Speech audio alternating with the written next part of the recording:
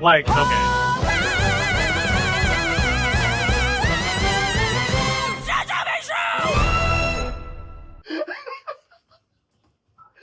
What? What?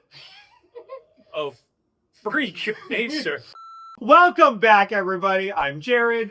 I'm Joey. And this is maybe the Voice Exploder. This is maybe the Voice Exploder. The challenges of recording more than one episode in the same day, which you can only probably tell because Jared's wearing the same shirt. But with the power of AI, we can change Jared's shirt just like this. Super excited to find out what happens. On today's episode of the Voice Exploder, I Yes. am going to introduce Joey to the incredible artistry of Jen Simard and Chris Siebert in Death Becomes Her. He has not heard any of this yet. I saw it and it is freaking hilarious. But we're going to kind of break down how we think about it. We define laryngeal registration first, and then we jump to acoustic registration. That's open, closed, and locked. So we always define these categories as we go, and then we listen to how they play around within them. Today we're listening to Let's Run Away Together from Death Becomes Her. Let's Run Away Together.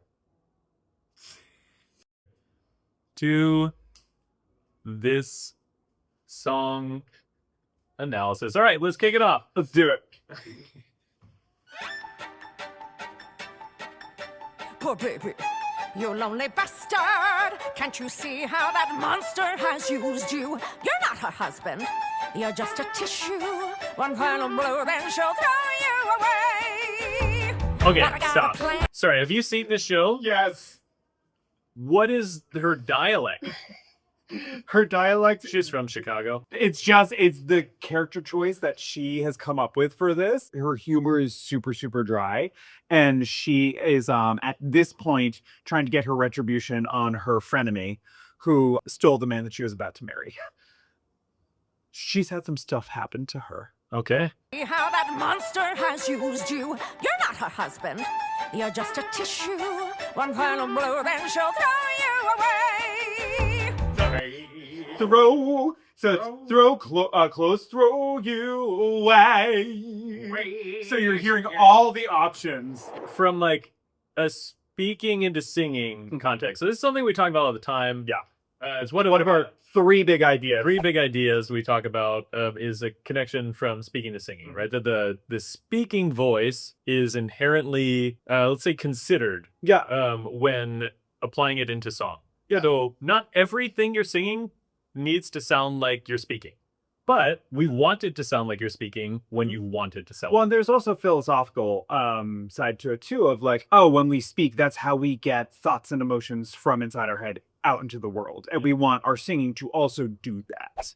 Mechanically and sometimes orally, it's the same. And then sometimes it's also just the idea of communicating as we're going from the ideas we have into singing. Yeah, and then when you get some sort of like melodic structure like this that's written to be like, oh, it's just very like flexible speaking, right? They're writing in a speech pattern and then it becomes melodic again. Yep. But we get this like back and forth in this crazy dialect, like Yeah. this way. Yeah. And it's, well, but also if she were to like speak in the way that she does, because it's like I can't even do it, but like the way that she speaks, if she were then to speak, go throw you away, we'd be like, what? Don't look so scared. You know you want it. A simple fix. For the years she's abused you. Then poof, she's gone. Bye, man, I'll miss you. You had fun, now there's hell. Like maybe a head flip on Poof. Just go. And then like a whole bunch of sort of like a little nasality to it. And then like a whole bunch of like soft palate And then some like neat little fry moments, and then just like, for the most part, honoring the open closeness of the phonetics. I don't know why this dialect speaks to me so Simple much. fix. For the years she's abused you. Then poof, she's gone. Oh no, that's Bye, just man, like I'll miss you. You had fun, now there's hell to pay. Just do what we get this fun little chew of a diphthong that happens like all the time. Happening. For context, a diphthong has two vowels.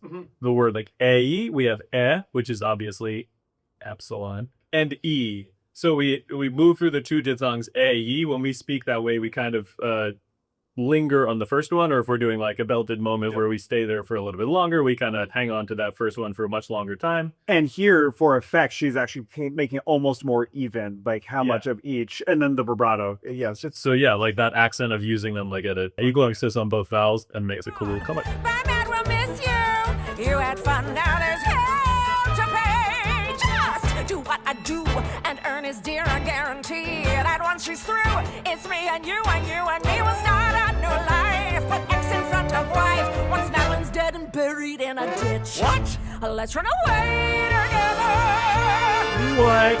Let's Okay, run- same thing with way together. Like, what is that?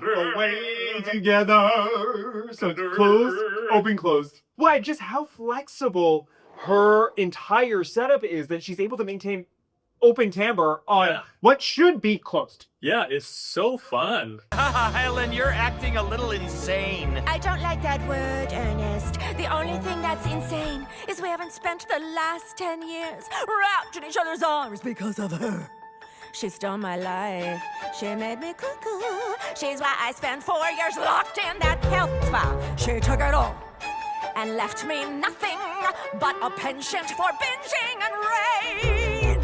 But enough of me, a sexy man. Tell me how I can convince you, Ernest. I can't believe we shouldn't even be talking about. It will be quick, just how you like it. Zero miss, unless you've got a bone saw. No, we'll be precise. We'll stage a story of an actress cast out for her age. Like, it's so good.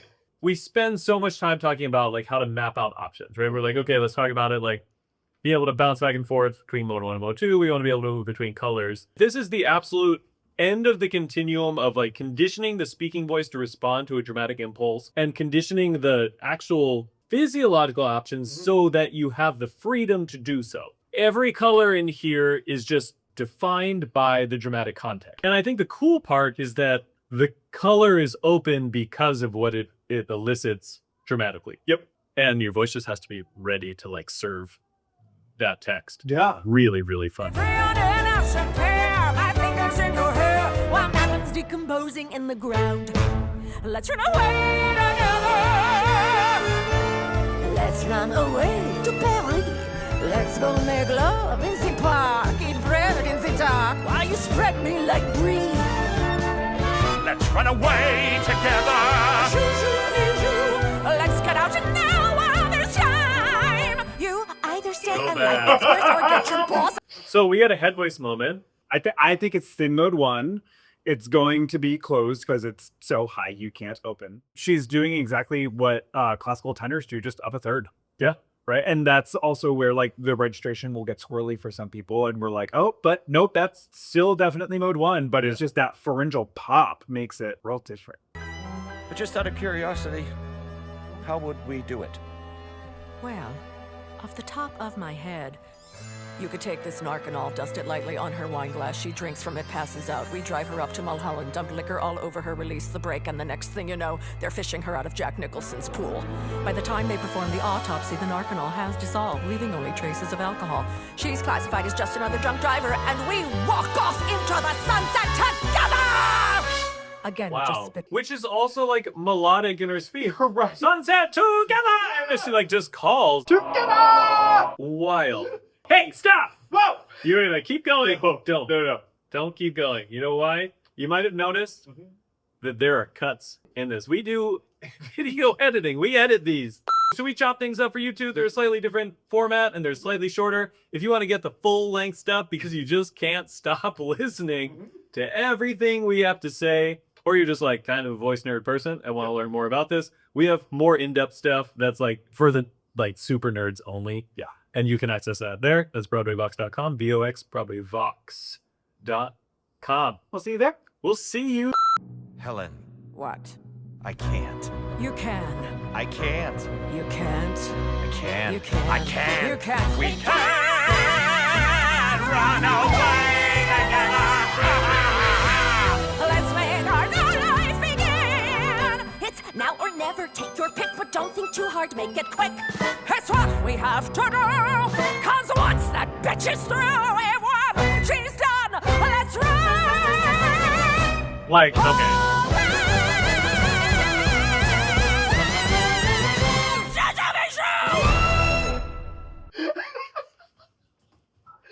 What? What? Oh, freak nature. What? Is she doing? I don't know. all close. All close.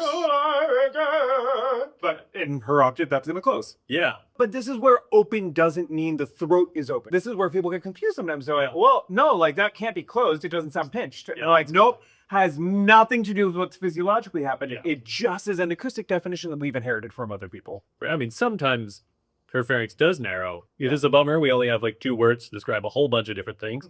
But we're talking about the acoustic definitions of open and closed, describing sound. That's where we get into like, technically, she's probably lofted in chest voice. Yeah. Which is that cool high 80s rock, Yeah. like high scroll. And just like proof of the like super nerdy academic studies that just came out that shows that you can do mode 1 and mode 2 through your entire range. Yeah. Like through, or basically the entire range. Yeah. Like all the way up through C6, and for some people beyond, but like that B5 is definitely different than what it would be in mode 2. This is really cool. Teacher takeaway, singer takeaway. I think teacher takeaway for this is like, okay, how do we get to be Jen Simard, who's like been at it for like almost 3 decades? Like she's been in the game for so long. She's so brilliant. She's got 3 Tony noms, I think. Like, how do we get our students to be there? In the studio, so often I feel like what can kind of cause people to plateau is they commit 80%. And I don't think Jen Simard is a person who's ever committed 80% to anything. Yeah, truly. I think that it's just, you are going to be 100% at all times, because that connection to your actor self is what's actually going to help you find the freak things that you can do. One of the teacher takeaways, I think, is like holding your students super accountable to like, what is it to be 100% committed to this right now? So at BroadwayVox, we have been adding curriculum, right? So we're adding acting through song curriculum. We do a lot of voice stuff. And of course, we want everyone to act in the studio. I call it voice lesson acting, which feels like a personal attack. But it's a thing where you're like, okay, I'm going to act like enough for the voice lesson to be like, okay, there's an intention here. But to really experience vocalizing with intention that's purposeful and like stakes are high, and really feel what it's like to perform a song, even when you're working a section where you're trying to feel what these vocals feel like, you can't get an idea of what that feels like without being 100% in. And we have to feel also what options change when the stakes are that high. And it's the whole reason for making sure that the voice is conditioned to respond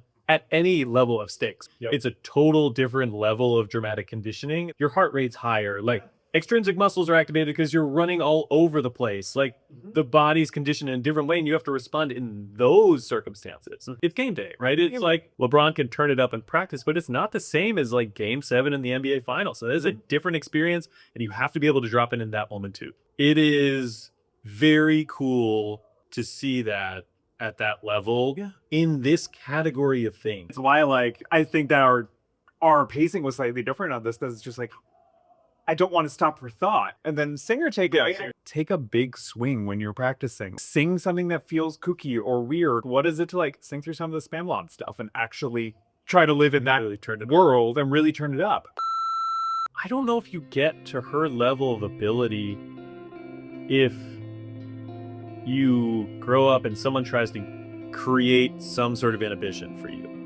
You know, like you have to be able to put that away and just play and try things and have fun doing them and love trying them. Fearlessness is really hard to cultivate, and to create this space where process is something that's fun and you do it just because you enjoy it. And I don't know if you get to that level if it is ever tested with like this air of judgment. That just makes young singers, young actors afraid to try and play. Just part of the game is to just like be silly and go out there and tank and learn from it and try new stuff and celebrate that and move forward with it so that you can get to this level where, you know, she's gonna go do a bunch of things that didn't work. Yeah. And I just think that people try to get to some veneer of perfection way too early. And that's mostly put on by other people. You're gonna run into people that try and plant that seed of doubt. The hope is that you can, you know, be resilient enough to say that those people don't matter. And That you believe in yourself enough to keep going. And the teacher's job is to create a space where a person can believe all those things through their whole journey. It actually means that if that trust is there, the teacher can hold you to an even higher standard because you know that you're not going to be penalized or made to feel bad when you don't hit the mark. You can have fun and do hard things. That honestly is kind of a teacher and singer takeaway. All right, well, I guess we should wrap with a, thank you from our sponsors. All right, so we would like... Oh. There's still nothing? Still nothing. Oh.